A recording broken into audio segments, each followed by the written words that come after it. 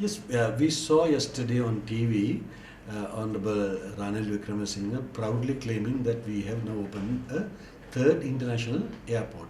The ridiculous part of this statement is that these are the very people who said that we do not need a second international airport. When Mattala Airport was ready for growth, these are the people who went and stored paddy in Mattala Airport saying that is not required anymore for this country. So suddenly what is this love for a third international airport? We suspect this is a ploy to sell the Mattala Air Base to India. Probably they want to borrow some money, do some patch-up work in that airport, and then come and say, look, we can't settle these loans, so therefore we have to give it back to India. That I can't think of any other reason. Other issue is now when they open this airport, we see, though they call it an international airport, only very small aircrafts can land there. I mean, no different to the previous Palali base. So obviously this is an eyewash. They are cheating the public. The airport is not ready. They have done some patch-up work to the existing airport and claiming that they are opening an international airport. The inside information that we are getting is that it will take at least another 2 to 3 years for it to come up to a level that a proper aircraft can be landed there. But they have spent a lot of money.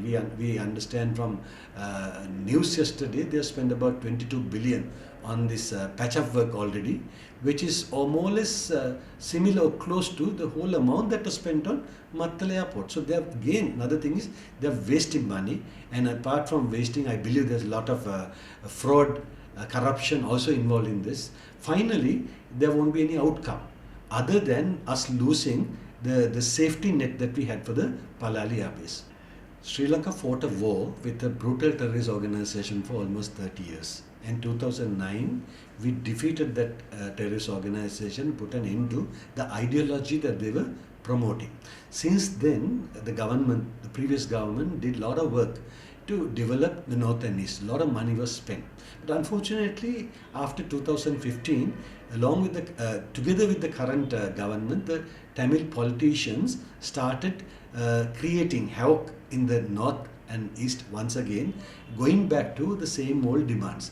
Their only intention is to create a situation where the Tamil people get sentimental and vote for them. Their intention is not to develop the North. If you look at the last 5 years, nothing has been done to develop the northern and not particularly the north by these Tamil politicians. Now, when close to the election, they have come back and started making these claims again, simply to cheat the Tamil population. Today, the Tamil population don't need the type of demands that these politicians are making.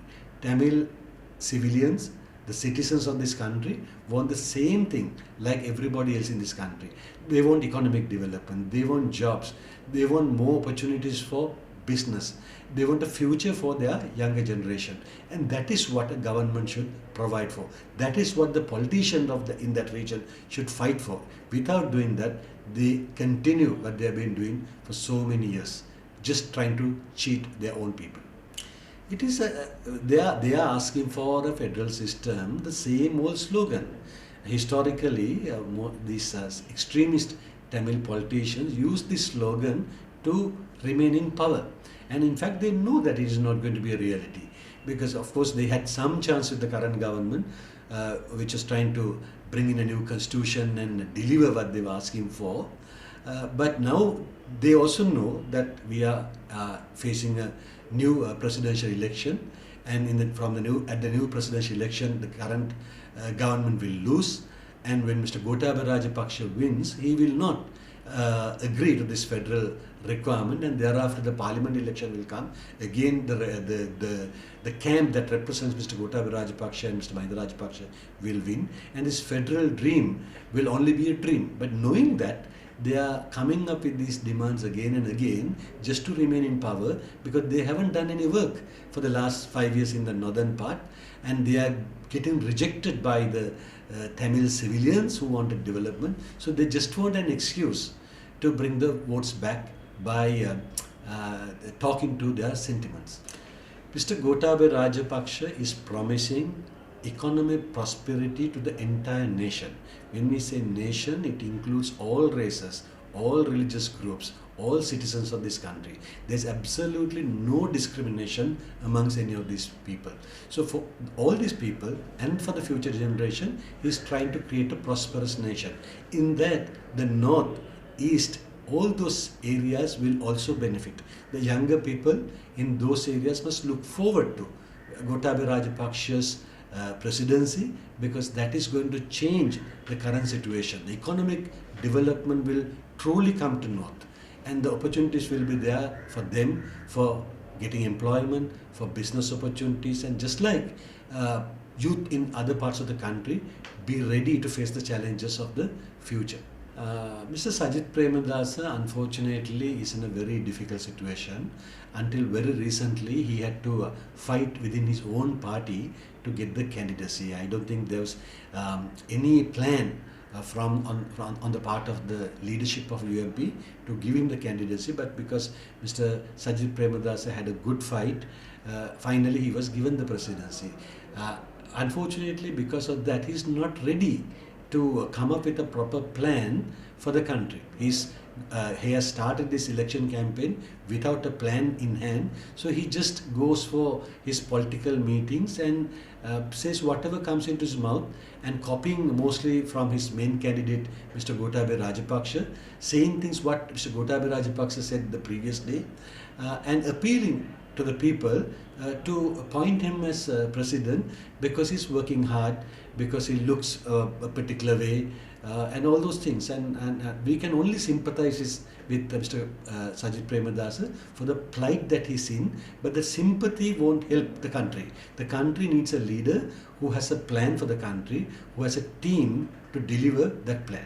And Mr. Gotabaya Rajapaksa is the only candidate at this presidency who is equipped with a plan and a team. Mr. Gotabaya Rajapaksa's victory at this presidential election is a foregone conclusion.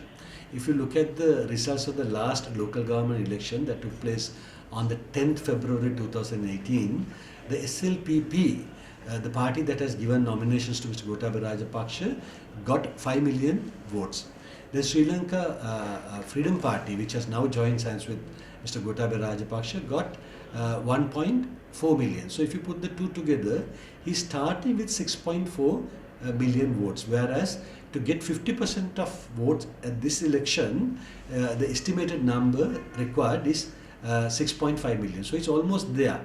And then Mr. Sajith Premadasa's situation is very bad. He's starting with 3.6 million votes that the UMP got at the last local government election, and with all the smaller parties that are supporting him, he has another 8, so which means he started with 4.4 million, whereas Mr. Gotabaya Rajapaksa is starting with 6.4, and if you add to that the votes that Mr. Tondaman and other minority parties who are supporting Mr. Gotabaya Rajapaksa, also to that, Mr. Gotabaya Rajapaksa's starting number goes up to 6.6.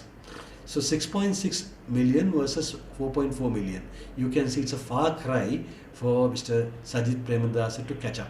That will never happen, and Mr. Gotabaya Rajapaksa will have a resounding victory at this election. Mr. Anurakumar Dissanayake is doing what best he can do. That is to keep his party cadres intact.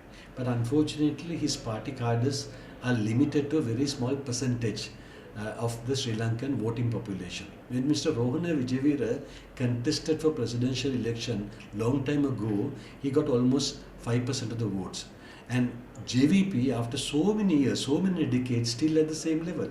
If you look at the last election LPT, I mean, they are still scoring somewhere around 5%. So there's absolutely no way that they will have any chance of forming a government in the near future. So whatever he says, we don't have to take serious. We are now facing a very serious presidential election. There are only 2 candidates in this at this election. So we have to talk only about those 2. Talking about the other 33 candidates, which also includes Mr. Anurakumar Dissanayake, is a waste of time.